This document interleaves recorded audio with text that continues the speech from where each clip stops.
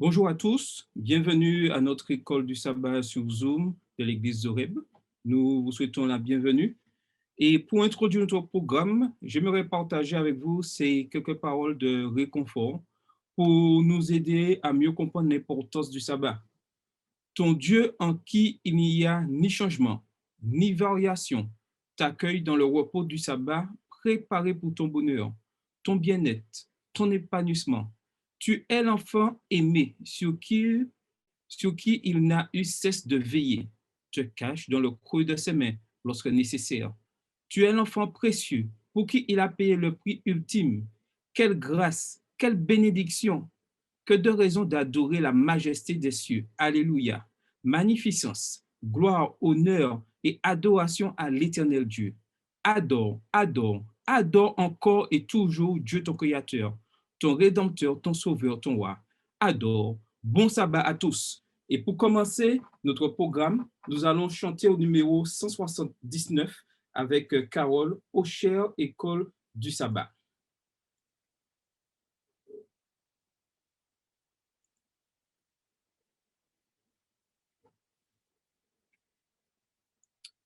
Est-ce que Carole m'entend? Bonjour à tous. J'espère que vous avez passé une bonne semaine sous le regard de Dieu. Donc, je vous invite à chanter avec moi au Cher École du sabbat. On y va? Ô chère école du sabbat, ma joie et mon bonheur, tu...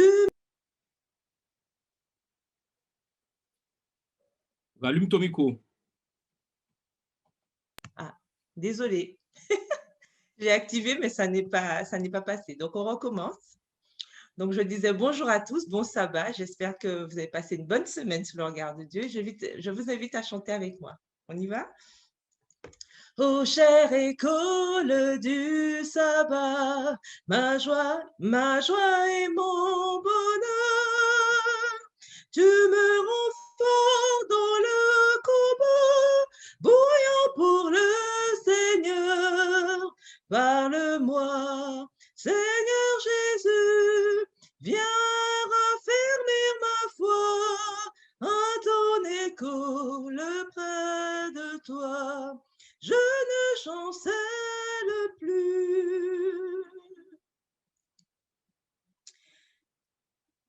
Jour après jour, par tes leçons, viens enrichir mon cœur et montre-moi les horizons de gloire et de splendeur.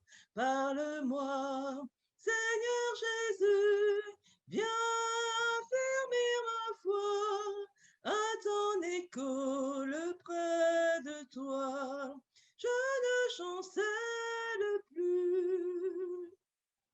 Que par toi le livre de Dieu dévoile ses secrets. Ô ma chère école en tout lieu, tu réponds tes bienfaits. Parle-moi, Seigneur Jésus, viens raffermir ma foi à ton école près de toi. Je ne chancelle plus. Merci. Merci, Carole. Et maintenant, nous aurons la bienvenue et la prière avec Sylvie. Bon sabbat à tous. On m'entend? Oui, on t'entend très bien.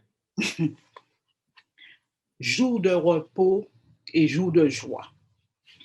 Jour de bonheur et de lumière qui chasse les soucis et la tristesse. Jour merveilleux et radieux. C'est un jour de méditation. C'est un jour d'amour. Un jour pour s'élever au-dessus des choses de la terre. Ce jour de repos nous apporte la grâce. Nous communions avec le reste de Dieu dans la maison des élus. C'est avec ces paroles que je veux vous souhaiter la bienvenue en ce sabbat. Que le nom de Dieu soit glorifié. Bienvenue à tous. Amen. Amen. Nous prions. Éternel Dieu notre Père, nous te louons, nous te bénissons, nous te remercions de ce que tu es Dieu et tu es grand au milieu de nous, Seigneur. Merci de ce que tu nous permets d'être en vie. Merci pour le souffle de vie.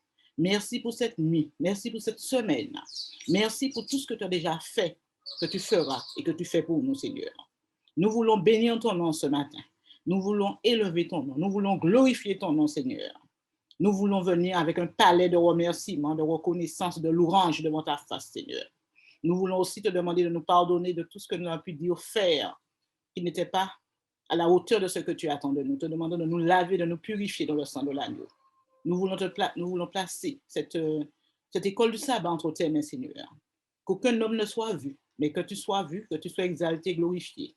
Et que tout ce qui se dira se fera plus être de nature à nous rapprocher et nous édifier plus près de toi.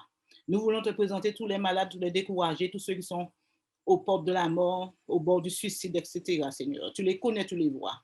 Permets-leur de regarder à toi et de chercher ta face, afin que tu puisses leur donner un second souffle. Bénis les autorités de ce pays, bénis les nations, bénis la Martinique, chaque foyer que nous représentons, Seigneur. Permets-nous de passer du temps dans ta parole de vérité, car tu es la lumière, tu es le soleil de justice, que nous puissions regarder à toi, Seigneur. Bénis-nous encore, garde-nous, assiste-nous, Seigneur. Prends pitié de nous. C'est au nom de Jésus et pour ta seule gloire. Amen. Amen. Nous continuons notre programme. Nous allons passer aux 5 minutes.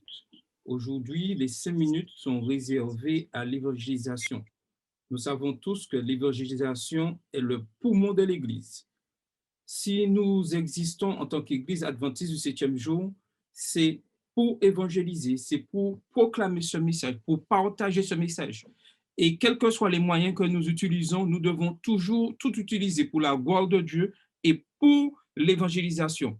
Nous ne sommes pas là pour la quantité, mais nous sommes là pour la qualité. Le message que Dieu nous a donné, la mission qu'il nous a donnée. Nous devons propager ce message. Et vraiment, c'est quelque chose vraiment qui doit être dans l'ADN de chaque adventiste du 7e jour, la proclamation de l'évangile, l'évangélisation sans cesse et tout le temps. Donc, aujourd'hui, les 5 minutes, comme je disais, sont réservées à l'évangélisation. Et le message est du pasteur Carlos David Moreno, qui est secrétaire exécutif de la mission colombienne des Plaines orientales. Et le titre d'aujourd'hui, c'est « La valeur d'une âme ». Et Luc 15, verset 7 nous dit, je vous le dis, il y aura plus de joie au ciel pour un pécheur qui se repent que pour 99 justes qui n'ont pas besoin de repentance. Luc 15, le verset 7. 2 par 2. Donc, le pasteur nous dit que après plus de 3 heures de voyage à moto sur une route poussiéreuse, accompagné par un autre pasteur, Jason Gonzalez, un ancien d'église, je suis arrivé à Mapiripam, une municipalité avec une histoire sombre à cause de la violence. Le but de ce voyage était de rencontrer Laisleo Silva, un laïc âgé de plus de 70 ans qui avait projeté le baptême d'une personne avec laquelle il étudiait la Bible. Quand je l'ai appelé pour savoir comment arriver à sa ferme, la nouvelle qu'il m'a communiquée n'était pas celle à laquelle je m'attendais. Le candidat ne va plus se faire baptiser. Mais si vous voulez venir, nous vous attendons ici. Après un parcours de 50 km, nous avons pu les rencontrer. Il était agréable de rencontrer l'ami Diomides Yepes qui marchait chaque samedi pendant 8 heures pour se nourrir de la parole de Dieu et ensuite partager ce qu'il avait appris. En raison de conditions de santé et de conflits dans la région, le frère Laïsalo ne pouvait pas se déplacer pour évangéliser. Donc, Diomides sortait chaque samedi tôt et marchait pendant 2 heures pour arriver chez son instructeur. Après avoir reçu son étude biblique, il poursuivait son trajet, marchait pendant plus de 2 heures avant d'arriver chez une famille qui l'attendait pour connaître le message de la Bible. Ensuite, il marchait encore pendant 2 heures jusqu'à la maison d'une autre famille assoiffée de connaître la vérité. À la fin de l'après-midi, il reprenait son voyage de 2 heures pour rentrer chez lui. Nous avons eu une longue conversation concernant la Bible avec Diomédès et nous avons dissipé chez lui beaucoup de doutes. Pour finir, il a dit, « Vous savez, pasteur, je vais me faire baptiser. » Puis il a ajouté, « Mais pas aujourd'hui. Je veux que ce soit dans 2 samedis. » Ma première pensée a été, « Dans 2 samedis? Il faut revenir ici, si loin? » Mais ensuite, je me suis dit, si Diomédès marche tous les samedis pendant 8 heures et prêche en plus, pourquoi ne puis-je pas revenir à moto?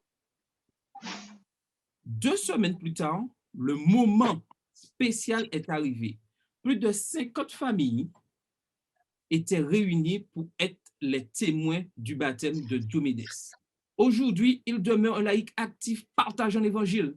Jésus l'a exprimé clairement. De même, je vous le dis, il y aura plus de joie dans le ciel pour un seul pécheur qui se repent que pour 99 justes qui n'ont pas besoin de repentance. Luc 15, le verset 17. Il faut chercher la brebis perdue partout jusqu'à la retrouver. Il faut suivre l'exemple de Jésus. Voilà ce que Jésus nous demande à faire aujourd'hui. Que nous allons chercher chaque brebis, que quoi que nous fassions, même si c'est pour une seule âme, même s'il y a une seule personne qui nous écoute, faisons cette chose-là. Nous ne sommes pas appelés à faire des kilomètres comme l'histoire d'aujourd'hui nous raconte, mais nous avons la possibilité d'utiliser nos réseaux sociaux et de pouvoir propager cet évangile. Soyons de véritables adventistes du 7e jour, ayant l'ADN évangélisation ancré en eux. C'est mon souhait, c'est le souhait de l'école du sabbat d'Horeb, à vous tous qui nous suivez en ce matin. Que le Seigneur vous bénisse. Maintenant, nous allons passer au bulletin avec France.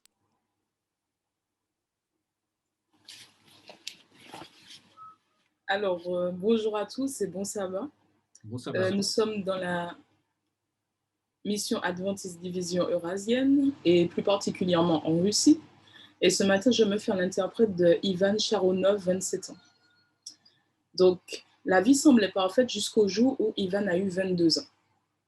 Tout d'abord, il a eu une grosse dispute avec sa mère lors d'une visite dans sa ville natale à l'extérieur de Kazan en Russie.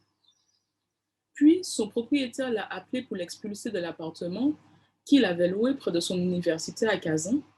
Et cet après-midi-là, il avait échoué à un examen à l'université. Plus tard dans la journée, la police l'a arrêté alors qu'il rentrait chez sa mère et a découvert qu'il avait une amende qui était non payée pour excès de vitesse. Et donc le policier déclare « Vous ne vouliez pas payer votre amende. Maintenant, vous allez devoir aller au tribunal. » L'officier a confisqué le permis de conduire d'Ivan et lui a dit de rouler derrière lui jusqu'au palais de justice. Au tribunal, l'agent expliquait la situation au juge et le juge a sévèrement averti Ivan qu'il avait 2 options, soit payer immédiatement une double amende ou aller en prison pendant 15 jours. Ivan ne pouvait pas croire à quel point sa journée avait été terrible. Pendant que le juge parlait, des images de la fin du monde et du jour du jugement ont traversé l'esprit d'Ivan. Il s'est dit, si je ne me repens pas maintenant et ne retourne pas à Dieu, je finirai du mauvais côté le jour du jugement.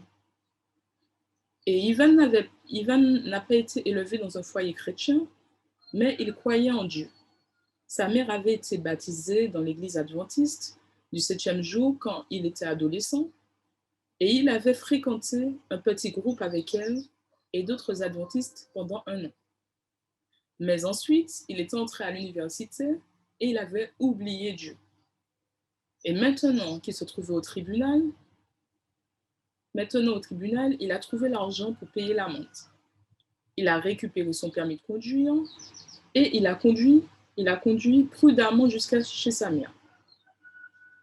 Un jour plus tard, il a eu une forte fièvre et il est resté au lit pendant 3 jours, se sentant mal.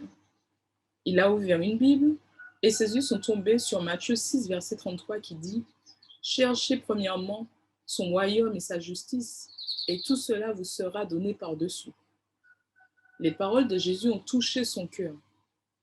il ne les avait jamais remarquées auparavant. Il a réalisé qu'il avait placé ses études et même sa famille avant Dieu. Même s'il avait encore une température élevée, il voulait quitter la maison pour passer un moment tranquille avec Dieu.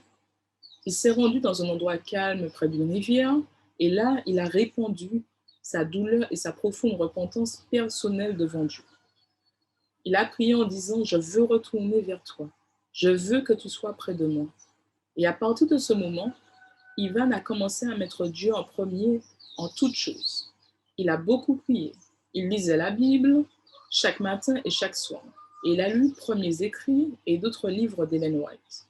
Il a été baptisé et est devenu un jeune dirigeant d'église. Amen. Amen. Et avant de donner son cœur à Jésus, Ivan avait organisé un club de sport qui avait beaucoup de succès à Kazan. Les autorités de la ville avaient remarqué son travail et l'avaient invité à organiser des séances d'entraînement public pendant les vacances locales. Il avait été présenté dans les journaux locaux. Maintenant, il a abandonné le club de sport et en a ouvert un nouveau qui ne fonctionne qu'avec des enfants. Et bientôt, il a entraîné gratuitement 20 enfants dans un parc public. Les enfants ont remarqué qu'Ivan, il aimait Jésus et ont commencé à lui poser des questions. Et donc, une jeune fille de 16 ans a commencé à aller à l'église. Après avoir obtenu son diplôme d'ingénieur à l'université, Ivan a senti que Dieu l'appelait à étudier la théologie et à devenir pasteur. Il a déménagé à l'université adventiste de Zahorski, où il est étudiant, maintenant en 3e année. Chaque été, il revient à Kazan pour former des enfants à être en bonne forme physique et être aussi de bons citoyens.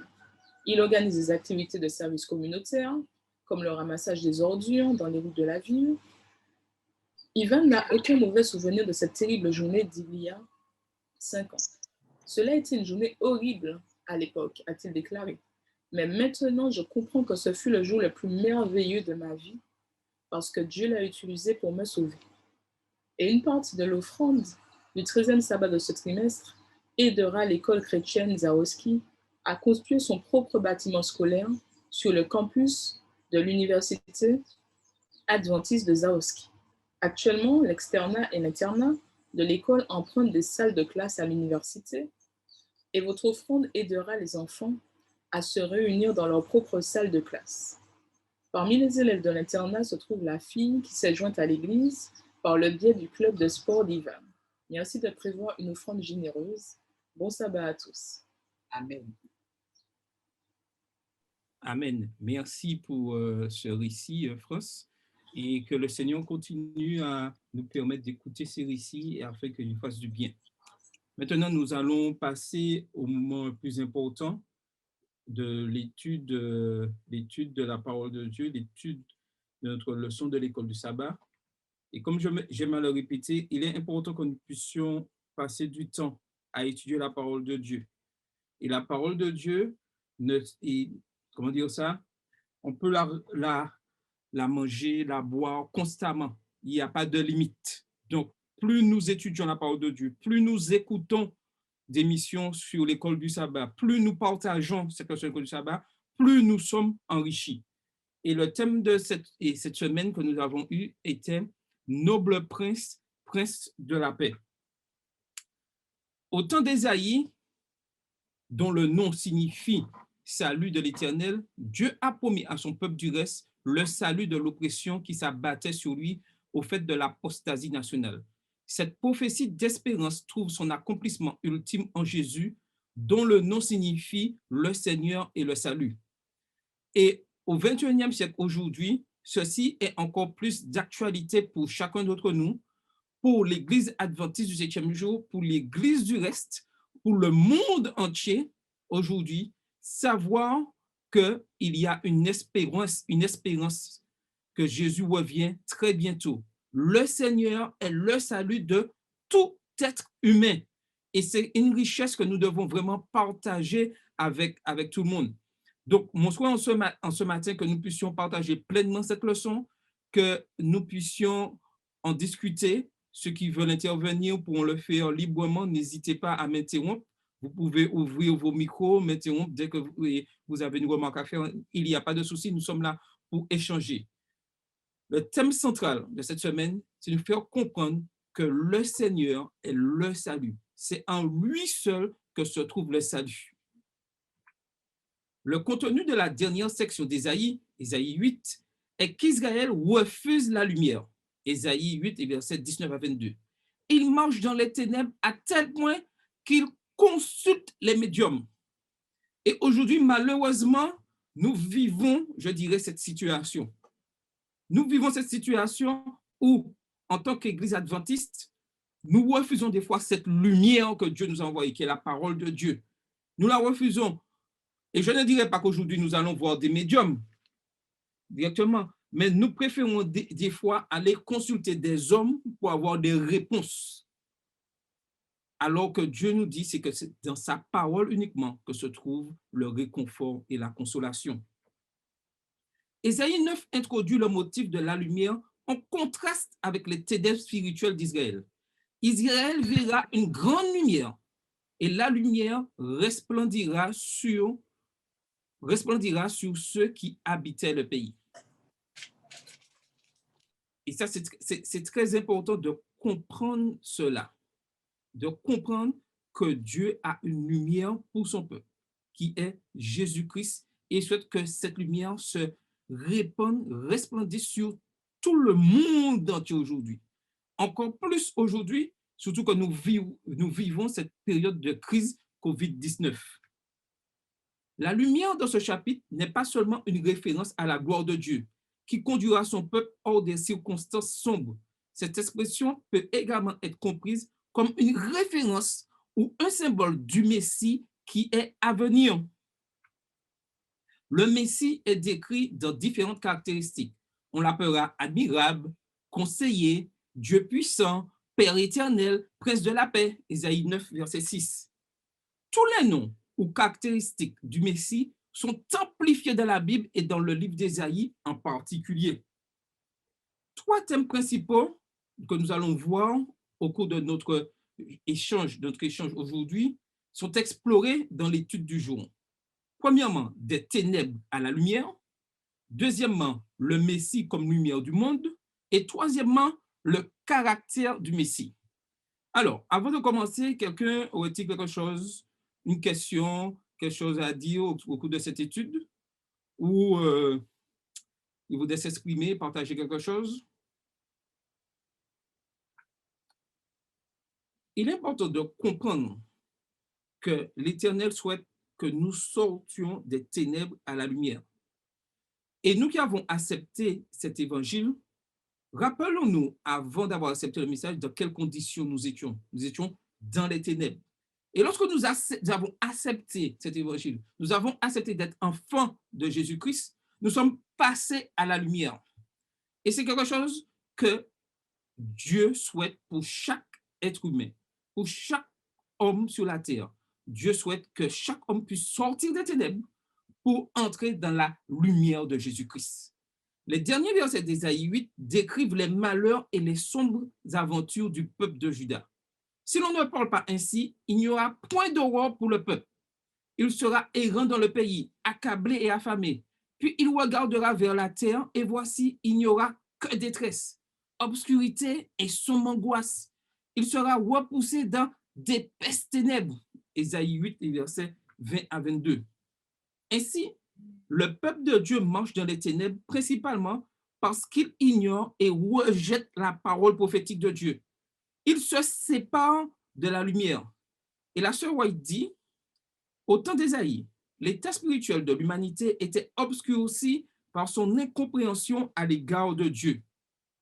Pendant longtemps, Satan s'était efforcé de faire croire aux hommes que leur Créateur était l'auteur du péché et de la souffrance et de la mort. Ceux qui l'avaient ainsi trompé s'imaginaient que Dieu était un Dieu cruel et exigeant, qui les observait pour les accuser et les condamner, et ne recevait pas les pécheurs qui venaient à lui. La loi d'amour qui régit le royaume des cieux avait été présentée par le grand séducteur comme une atteinte à leur bonheur, comme un joug pesant auquel ils devaient se soustraire avec joie. Et ceci est extrait de Prophète Héroï à la page 428. La question que nous pouvons nous poser en ce matin, est-ce que nous ne vivons pas la même chose aujourd'hui? L'ennemi de nos âmes ne cherche-t-il pas à faire la même chose? À nous faire croire que Dieu qu'il est cruel et exigeant et qu'il est difficile d'observer sa loi? Aujourd'hui, l'Éternel souhaite que chacun puisse retourner à sa parole afin d'être éclairé par sa lumière. Le jour de l'Éternel n'est pas un jour difficile. Nous devons vraiment prendre ce jour avec nous pour aller de l'avant. Donc, j'aimerais avoir l'avis de quelques personnes, s'ils veulent, pour pouvoir partager qu'est-ce qu'ils pensent de ce passage d'Ellen G. White dans leur vie d'aujourd'hui. Qu'est-ce que ça apporte de savoir que nous avons un Dieu qui nous aime et qui comprend tout ce que nous ressentons. Donc, vous avez la parole.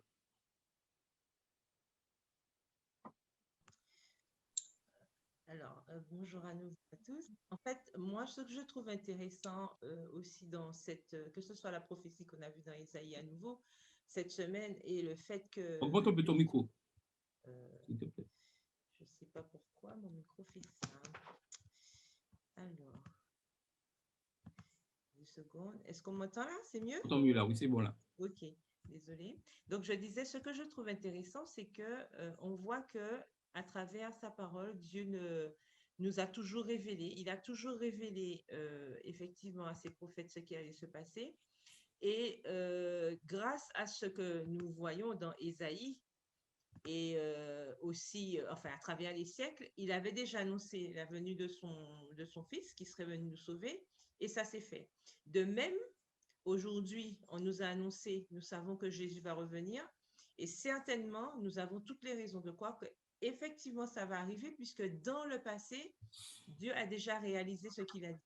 Et je pense que c'est une assurance pour nous en tant que chrétiens, particulièrement chrétiens adventistes du 7e jour, pour que nous puissions nous rappeler que tout ce que Dieu promet se réalise toujours.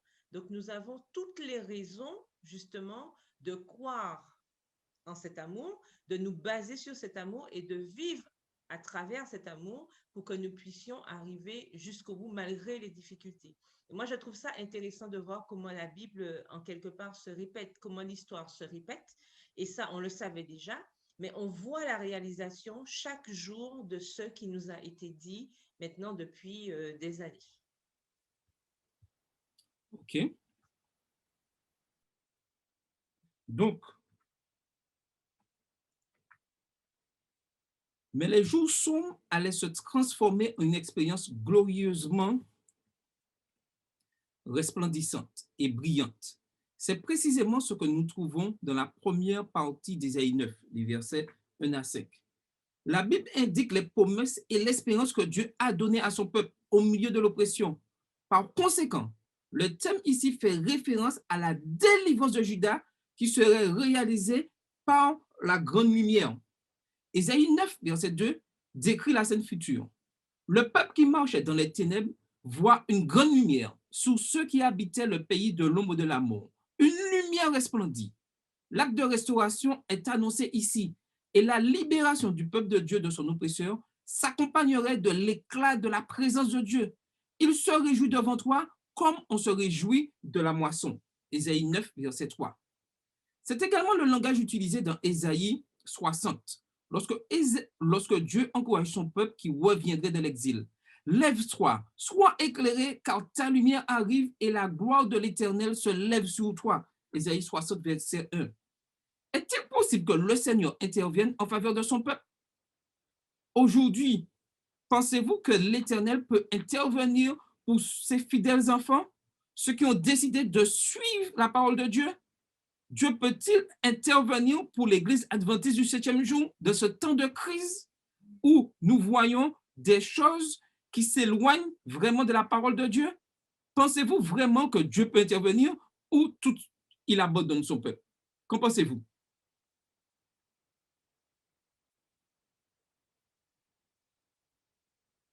Quelqu'un voudrait intervenir? Oui, bonjour à tous. On voit que Dieu intervient, surtout en ce temps où nous sommes en train de vivre des expériences qui sont très différentes de notre quotidien de vie, puisque certains petits groupes se forment et des personnes, peut-être qu'on n'aurait jamais pensé qu'ils auraient pu accepter le message de Dieu, acceptent le message même en ce temps difficile. Donc, on voit aussi que même certains chanteurs de zouk ou de je ne sais quelle autre musique sont à la recherche de Dieu parce qu'on entend maintenant beaucoup de gens chanter la parole de Dieu. Donc, je pense que Dieu est en train de parler au cœur de chacun de nous, quand je dis du peuple du monde, mais il y a des gens qui acceptent d'une manière ou qu'ils veulent mettre à leur sauce, mais toujours est-il que la parole de Dieu, les gens entendent parler de Dieu, tous ceux qui ont l'occasion entendent parler de Dieu, et c'est à ce moment-là qu'ils verront et ils comprendront que ce que Dieu veut faire pour eux, parce que Dieu ne peut faire des actions collectives, mais Dieu fait des actions individuelles. Et l'action individuelle de l'un associé à l'autre, etc., fait qu'on va voir une grande manifestation, parce qu'on a tendance à vouloir voir de grands miracles, mais les miracles que Dieu opère en chacun de nous, ça c'est un grand miracle. Peut-être que l'autre ne va pas comprendre cela, mais Dieu est en train d'opérer. Et je suis d'accord avec toi, Madeleine, et j'appuie encore sur ce que tu dis. Quand tu dis un petit groupe, et le message, c'est comme ça le message passe. Des petits groupes, des petits groupes, des petits groupes. Et comme je le disais au début, avant les 5 minutes, ce n'est pas dans la foule que Dieu se manifeste le plus. C'est dans c'est dans les petits groupes, l'action des petites choses que nous faisons petit à petit. Quel que soit, là, nous sommes en discussion en petits groupes. Et s'il y a au fur et à mesure de plusieurs petits groupes comme nous avons là, c'est comme ça la parole de Dieu va se propager au fur et à mesure, se propager facilement. Et des fois, on peut se poser la question, aujourd'hui, nous qui vivons ce COVID-19, est-ce que Dieu ne permet pas ce COVID-19 pour que nous puissions un peu nous éclater et travailler en petits groupes? Parce qu'avant, nous aimions vraiment être ensemble dans l'église, c'était très bien, mais on sentait que ça n'avançait pas. Mais là, avec la COVID, nous sommes obligés de nous mettre en petits groupes. Plusieurs petits groupes travaillent dans le même sens. Et on voit que la parole de Dieu se propage encore plus vite.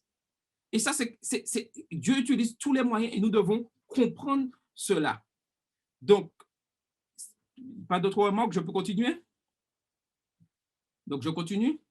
Le Messie comme la lumière du monde. L'auteur de Matthieu fait allusion à la prophétie d'Ésaïe. Il dit, Jésus ayant appris que Jean avait été livré, se retira dans la Galilée. Il quitta Nazareth et vint demeurer à Capernaum, situé près de la mer dans le territoire de Zabulon et de Nephtali, afin que s'accomplisse ce qui avait été annoncé par Ésaïe le prophète. Matthieu 4, les versets 12 à 14. Puis, Matthieu se réfère aussi à Ésaïe 9, les versets 1 et 2. Nous avons ici un auteur biblique qui applique un accomplissement messianique à la prophétie d'Ésaïe. C'est une bonne chose pour le lecteur lorsque la Bible elle-même fournit l'interprétation d'un texte biblique précédent. Dans ce cas, c'est Matthieu qui interprète Ésaïe. Ainsi, cela donne au lecteur l'assurance et la confiance de lire les versets 6 et 7 dans la prophétie d'Ésaïe 9. En plus de cela, Ellen G. White fait référence à ces versets. Elle explique. Au dernier siècle de l'histoire d'Israël, avant le premier avènement du Christ, on comprenait généralement que cette prophétie annonçait la venue du Messie. Extrait de Prophète Terois, la page 950. Le motif de la lumière d'Ésaïe 9, tel qu'il est illustré par une grande lumière, que nous avons lu dans Ésaïe 9, verset 2, ainsi que la promesse qu'un enfant nous est donnée, Ésaïe 9, verset 6, indique clairement Jésus-Christ. Il n'y a pas de doute à avoir dessus. Bien que des auteurs veulent dire que non, ce n'est pas Jésus-Christ, on parlait de Ézéchias, que ça. Non. La parole de Dieu est claire sur ce sujet. Ceci annonce clairement Christ. Matthieu rapporte les rois mages de l'Orient qui arrivent à Jérusalem demandant où est le roi des Juifs qui vient de naître. Comme nous avons vu son étoile en Orient et nous sommes venus pour l'adorer. Quand ils aperçurent l'étoile, ils furent saisis d'une grande joie. Ils entrèrent dans la maison, virent le petit enfant avec Marie, sa mère, se prosternèrent et l'adorèrent. Matthieu 2, verset 2 et les versets 10 et 11. L'évangile de Jean offre une riche description de Jésus en relation avec la lumière.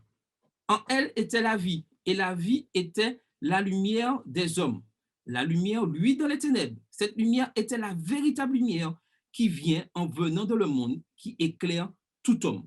Jean 1, les versets 4, 5 et 9. Dans ce contexte, Ésaïe 9, versets 6 et 7 fait clairement référence à la venue de Jésus, qui est la lumière du monde. Jean 8, verset 12, et qui apporte la paix, la liberté, la justice et la droiture. Le caractère du Messie, Ésaïe 9, versets 6 et 7, est un riche catalogue du caractère et de la royauté du Messie. Le prophète affirme clairement dans Ésaïe 9, verset 6, on l'appellera admirable, conseiller, Dieu puissant, Père éternel, Prince de la paix. Et aujourd'hui, dans cette période de monde troublé, cela nous apporte un soulagement, nous donne de l'espérance, renforce notre foi, de savoir que Jésus possède tous ces qualificatifs. Et surtout, j'aime bien le terme Prince de la paix. Dans cette période de monde troublé, être des adventistes du 7e jour en paix est quelque chose de formidable, est quelque chose que le monde regarde. Le monde observe ceux qui ont accepté Christ pour savoir comment nous nous comportons en cette période de trouble. Sommes-nous vraiment en paix? C'est une question à laquelle nous devons vraiment réfléchir et méditer dans notre parcours de chrétien, notre parcours de chrétien en tant qu'adventiste du 7e jour. Alors, quelqu'un voudrait-il ajouter quelque chose avant que je puisse poursuivre, continuer? Christ, la lumière, et on voit que si on compare un phare, le phare qui éclaire les bateaux perdus dans l'obscurité, on voit que Christ est la lumière qui nous éclaire aussi dans l'obscurité et qui nous montre le chemin. Ok, je suis d'accord avec toi. Quelqu'un d'autre voudrait ajouter quelque chose?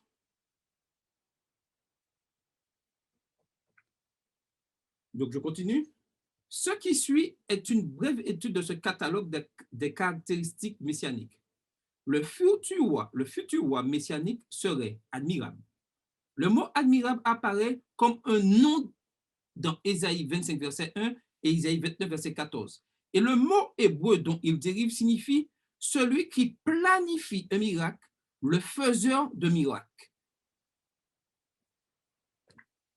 Le même terme est utilisé dans le Cantique de Moïse et qui dit « Qui est comme toi parmi les dieux éternels? Qui est comme toi magnifique en sainteté, terrible en louange, opérant des merveilles ?» Exode 15, verset 11. Plus tard, Ésaïe utilisera la même expression. « Ô Éternel, tu es mon Dieu, car tu as fait des choses merveilleuses. » Ésaïe 25, verset 1. En d'autres termes, il s'agit d'une référence aux actes merveilleux et salvateurs du Dieu puissant. L'autre référence au Messie dans Ésaïe 9 est conseiller. Le terme hébreu yo reflète l'idée de quelqu'un qui sait toujours quoi faire. L'expression signifie un sage, un conseiller et ou une personne qui dirige correctement. Et aujourd'hui, il est important que nous puissions vraiment être conseillés par Dieu dans tout ce que nous faisons. Il n'y a que deux conseils. Soit nous recevons des conseils de Dieu, soit nous recevons des conseils de Satan. Il est important que nous puissions faire le bon choix. Et ce n'est pas quelque chose de facile, parce que l'ennemi de nos âmes, il est très subtil. Il utilise 99% de vérité et 1% de mensonge. Et ce 1% de mensonge détruit tout. Dieu, lui, est la vérité, c'est 100% de vérité. Et c'est pour ça qu'il est important que nous puissions être, je dirais, justes lorsque nous étudions la parole, justes lorsque nous parlons, justes lorsque nous conseillons. Parce que il est important de ne pas se mettre en danger et de se mettre, je dirais, sous l'aile de l'ennemi. Dieu veut que nous restions attachés à sa parole et que nous nous laissions diriger par le Saint-Esprit. Et il est bon que nous puissions toujours avoir des propos bien placés, des mots bien dits sur l'œuvre de l'Éternel. Car l'ennemi sait que lorsque nous nous mettons à porte-à-faux en disant, en critiquant, en condamnant les actions évangéliques, tout ce qui se fait, il sait qu'il nous a dans sa poche et que pour lui, c'est banco. Soyons vraiment de véritables lumières qui encouragent toute activité évangélique, qui donnent des conseils, comme Dieu nous donne, qui font des remarques justes, mais qui n'empêchent jamais à une œuvre évangélique d'avancer, qui n'empêche jamais à quelque chose qui annonce que Christ revient bientôt, qui partage d'avancer juste pour notre propre intérêt. Soyons vraiment conseillés par Dieu, conseillés par le Saint-Esprit dans tout ce que nous faisons. Et cette idée dans Ésaïe 1, verset 26 dit clairement, « Je rétablirai tes juges tels qu'ils étaient autrefois et tes conseillers tels qu'ils étaient au commencement. » Dieu veut reprendre sa place au sein de nos vies, au sein de nos communautés. Il veut reprendre sa place au sein du monde entier. Voulons-nous être vraiment ses serviteurs? Voulons-nous vraiment être des éléments qui annoncent que Christ revient bientôt? Il est important que nous puissions nous mettre vraiment dans ce cadre-là et que chacun puisse repartir avec ses amis dans ses réseaux, partager ceci, avoir toujours cette parole de réconfort, ces paroles de paix et qui soulageront beaucoup de personnes qui vivent des moments très difficiles en ce moment. Enfin, nous examinons l'expression Dieu puissant, El Gibor. L'expression Gibor est associée à la puissance et à la bravoure dans la bataille. Une traduction suggérée est Dieu, la force héroïque, ou Dieu, le héros. Nous voyons cette idée incarnée dans Ésaïe 42, verset 13. L'Éternel s'avance comme un héros. Il excite son ardeur comme un homme de guerre, suscitera la jalousie comme un homme de guerre. Il élève la voix, il jette des cris, il manifeste sa force contre ses ennemis. Et ce verset m'a vraiment interpellé au cours de la semaine dans l'étude, quand je travaille cette étude-là, où il excite son ardeur comme un homme de guerre, suscitera la jalousie comme un homme de guerre. Juste pour vous dire que dès que vous vous mettez au service de l'Éternel, que vous travaillez pour l'Éternel, que vous accomplissez des choses pour Dieu, pour annoncer le message, l'ennemi n'est pas content. Et il va créer toutes sortes de jalousies pour nous mettre en difficulté. Mais sachant que l'Éternel lui-même a vécu ces mêmes choses-là et qu'il est sorti vainqueur, il faut que nous puissions rester fidèles et manifester notre force contre nos ennemis. Ne nous relâchons jamais dans l'étude de la parole de Dieu. Ne nous relâchons jamais dans la propagation de l'Évangile. Restons attachés à la parole de Dieu. Même si nous sommes attaqués à droite, à gauche, des choses sont dites contre nous, mais restons droits dans la parole de Dieu. Car Dieu lui-même a vécu ces choses. Et nous qui sommes ses disciples, automatiquement, nous vivrons la même chose. Mais gardons le silence, agir et travaillons toujours sincèrement. Et je peux vous dire que lorsque nous travaillons sincèrement, nous remportons toujours la victoire. Les choses qui sont faites pour la gloire de Dieu ne disparaissent jamais, restent toujours en place. C'est ça notre noblesse que nous avons en tant que prince de paix, que Jésus nous donne constamment dans tout ce que nous faisons. Avant de continuer, quelqu'un voudrait-il ajouter quelque chose? Tout est clair? Oui, Carole. Je voulais dire aussi qu'il est quand même très intéressant de voir comment Dieu nous donne systématiquement tous les outils pour que nous puissions lui faire confiance en toutes circonstances. On a vu qu'avec Ésaïe, comme il décrivait au fur et à mesure, il donnait différents indices pour que les gens puissent comprendre effectivement que, que Jésus allait venir, qu'il allait venir sauver l'humanité, etc. Et ceux qui ont entendu comme nous rappelle Apocalypse, ceux qui ont eu des oreilles et qui ont pu entendre, ben, lorsque le Messie a été là, ils l'ont reconnu. Et nous aussi, c'est pareil pour nous aujourd'hui. Comme nous avons tous ces principes, nous avons tous ces indices qui nous rappellent au fur et à mesure que Jésus revient, que nous sommes vraiment tout près de voir Jésus revenir. On ne sait pas quand il reviendra, c'est sûr, mais nous voyons bien que les événements se précisent au fur et à mesure. Et comme ces hommes à l'époque, on doit aussi être alerte, on doit rester éveillé, on doit vraiment garder l'esprit ouvert et nous dire que bientôt, les choses vont radicalement changer. Et si nous sommes somnolents, si on ne fait pas attention, on risque de rater le rendez-vous. Donc, à nous, justement, d'être toujours sous nos gardes pour éviter de tomber dans des pièges, puisque plus on va s'approcher de la venue de Jésus, et plus les pièges seront très subtils. Et si nous ne faisons pas attention, on risque de tomber justement dans des pièges et rater le Messie lorsqu'il reviendra. Et ce serait bien dommage. OK. Odile a levé la main. Oui, alors bonjour à tous. Bonjour, Odile. Alors, tu as parlé tout à l'heure des différents noms de Jésus. C'est bien de connaître tous ces noms, ce sont des noms merveilleux, mais il faudrait que ces noms soient vraiment inscrits dans ma vie. Il faut que lorsque les autres me voient, ils voient que ces noms reflètent vraiment mon caractère. Et tu as aussi parlé tout à l'heure de ténèbres. Donc, les ténèbres, c'est vrai que c'est celui qui ne connaît pas l'Évangile, qui ne connaît pas encore la parole de Dieu. On peut dire aussi, pour le moment, il est dans les ténèbres, mais les ténèbres aussi peuvent aussi être moi.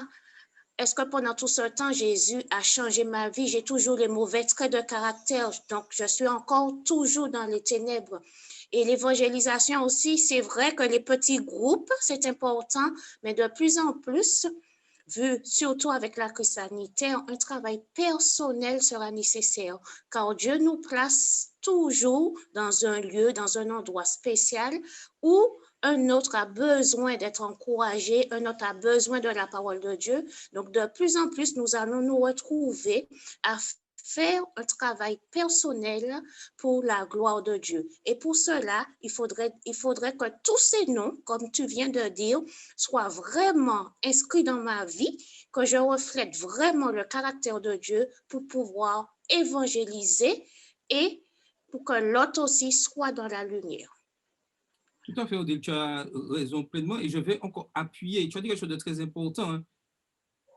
Nous avons accepté l'évangile, nous avons accepté la lumière, mais nous pouvons facilement basculer ou retourner dans les ténèbres. Il est important que nous puissions rester fidèles à la parole de Dieu. Aujourd'hui, je peux proclamer l'évangile, défendre l'évangile, mais lorsque je dis une parole déplacée vis-à-vis de mon prochain, je retourne dans les ténèbres. Lorsque je jalouse ce que les autres font par rapport aux talents qu'ils ont reçus, je retourne dans les ténèbres. Et c'est quelque chose que nous pouvons tous, nous ne sommes pas à l'abri, nous pouvons facilement basculer dans les ténèbres. Et c'est pour ça qu'il est important de faire comme les Béréens, étudier la parole de Dieu. Chaque jour, se remettre en question. Nous ne sommes pas à l'abri de chuter. Mais Dieu nous donne cette force de résister. Et nous devons résister. Et nous devons tout faire des exemples, comme Odile le disait, des exemples dans tout ce que nous disons. Je peux prêcher l'évangile, venir au temple, parler la parole de Dieu, conforter. Mais si je montre par mon attitude le contraire, je suis aussi dans les ténèbres. Donc, nous devons vraiment faire attention. Et nous, personne n'est à l'abri, nous devons vraiment faire attention de tout ce que nous faisons. Continuer à étudier la parole de Dieu et à dispenser de bonnes paroles. Oui, Carole?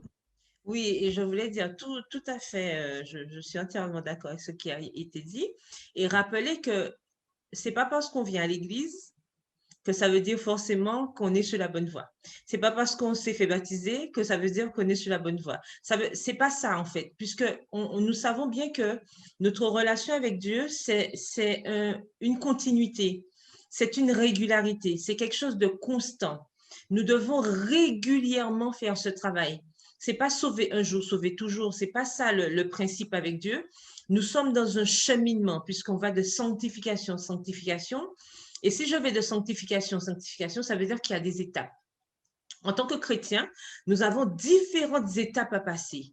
Et si nous voyons que nous stagnons, il faut se poser la question, puisque je dois, entre le jour où j'ai accepté Christ dans ma vie, le jour où je suis passée par les eaux du baptême, et aujourd'hui, je dois regarder et voir si j'ai progressé, s'il y a eu une évolution, puisque sans quoi, de toute façon, si on n'avance pas, on recule, ça c'est clair.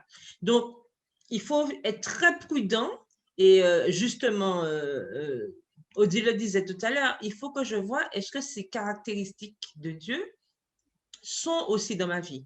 Encore une fois, on ne parle pas de perfection. Dieu, il est parfait, ça on le sait. Mais en tout cas, il regarde au cœur et il voit la disposition de nos cœurs. Et c'est ça qui fera basculer les choses lors du retour de Jésus, c'est le cœur, on le sait très bien. Donc, il faut que mon cœur aussi soit dans cette optique que Dieu attend de moi. Il faut qu'il voit que j'ai envie de faire plaisir à Dieu, j'ai envie d'être son serviteur, j'ai envie d'être sincère avec lui. Et à partir de là, il ajoute sa part. Mais si je suis toujours dans un contexte de lutte contre ce que Dieu veut que je fasse, eh bien, j'aurai toujours des soucis pour avancer. Or, en tant que chrétien, nous sommes là pour avancer. Merci, Carole. Donc, je continue. John Oswalt commente à juste titre. Partout où El Gibor apparaît dans la Bible, il ne fait aucun doute que le terme fait référence à Dieu. Les derniers versets d'Isaïe 8 déclarent que les conseils de Dieu au peuple sont rejetés parce qu'ils se tournent vers les conseils des médiums, ce qui les conduit dans les ténèbres spirituelles. Aujourd'hui, il est important que nous puissions nous rattacher à la parole de Dieu. Les médiums, comme là, on peut décrire les médiums, aller voir, comme on dit chez nous, garder des affaires, mais il y a plus que ça. Lorsque j'utilise des livres qui vont à l'encontre de la parole de Dieu pour vouloir défendre des positions spirituelles, je me dirige aussi vers des conseils des médiums. C'est-à-dire, tout conseil qui hors de la Bible sont des conseils de médiums. Donc, il est important de comprendre que tout ce qui va à l'encontre de la Bible me dirige contre les ténèbres spirituelles. Si je veux rester dans la lumière, il faut que je reste attaché à la parole de Dieu. Et aujourd'hui, c'est quelque chose de très important. Cependant, la miséricorde de Dieu promet d'en délivrer son peuple et de lui donner un avenir plus radieux. Et il faut aujourd'hui que nous puissions retourner à la parole de Dieu dans tout ce que nous faisons. Il est important que nos communautés retournent à la parole de Dieu. Et ne donne pas des choses selon mon avis, comment je sens les choses. Qu'est-ce que dit la parole de Dieu? Si la parole de Dieu condamne mon méfait, je ne dois pas chercher des excuses, des paroles philosophiques pour dire que c'est autorisé, je peux le faire. Non, Dieu condamne, Dieu le condamne et je dois tout faire pour être délivré et retourner à la parole de Dieu. Le Seigneur est le seul qui puisse transformer les ténèbres en lumière. Partagez tout événement de votre vie dans lequel une circonstance sombre, mais par la providence et l'intervention de Dieu, devient une expérience radieuse. Et je suis sûr que nous avons plein d'expériences dans ce sens, où nous ne comprenons pas des situations difficiles, et à la fin, nous découvrons que cette situation-là a amené, Dieu est intervenu, et nous sortons glorieux, nous sortons radieux de cette expérience-là.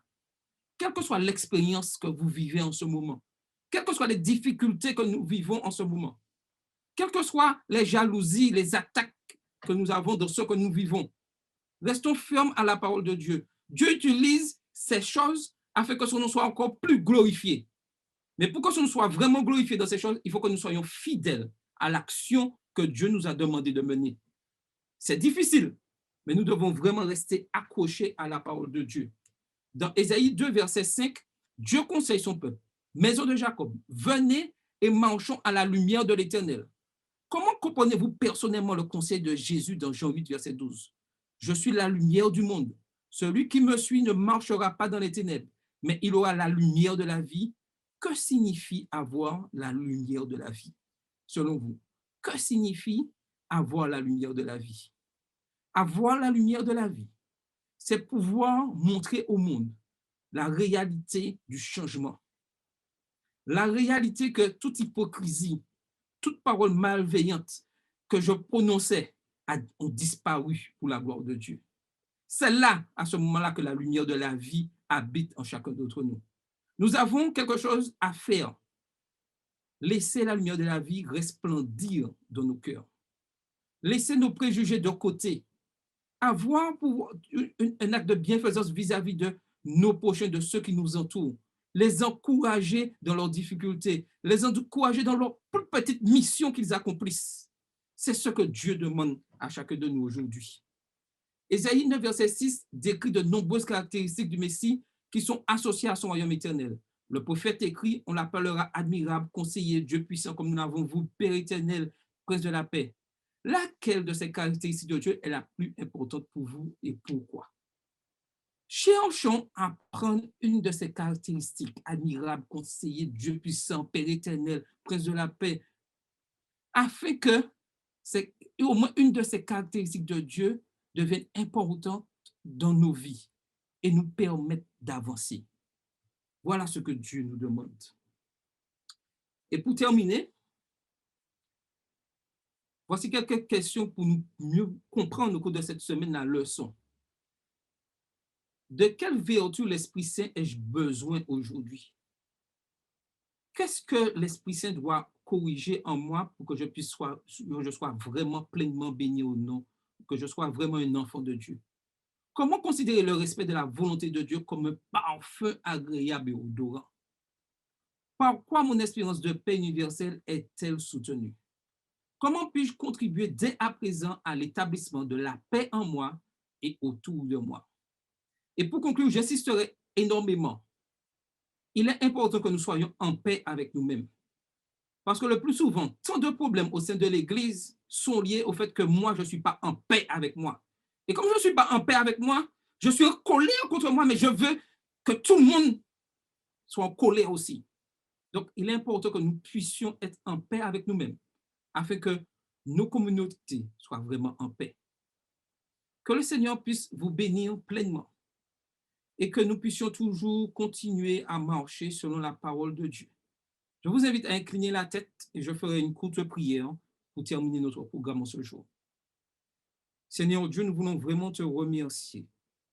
Nous avons erré le plus souvent, mais nous voulons en ce matin que tu prennes en main nos vies, que nous puissions vraiment utiliser ces noms magnifiques que tu as donnés à Jésus-Christ et que nous puissions les approprier et que nous puissions être de fidèles serviteurs, propageant ton message dans tous les coins, dans tous nos domaines, Seigneur, et que nous puissions rester attachés à ta parole, Seigneur. Nous voulons prier spécialement pour ton Église à votre 7e jour, qu'elle soit pleinement bénie en ton nom, que tu puisses continuer à la diriger et que dans ces moments difficiles, chacun trouve cette espérance dans ta parole et reste accroché à toi. Bénis chacun d'entre nous, tous ceux qui nous ont suivis et ont discuté en ce matin, et ceux qui nous suivront encore par le net et qui réécouteront ces émissions. Permets que toutes ces paroles puissent continuer à les édifier et que nous puissions nous retrouver sabbat prochain pour continuer à discuter ta parole. Merci pour tout ce pour nous. Nous t'avons payé ton Fils pour ta gloire. Amen. Donc, que le Seigneur vous bénisse. Donc, nous donnons rendez-vous sabbat prochain pour pouvoir continuer à étudier la parole de Dieu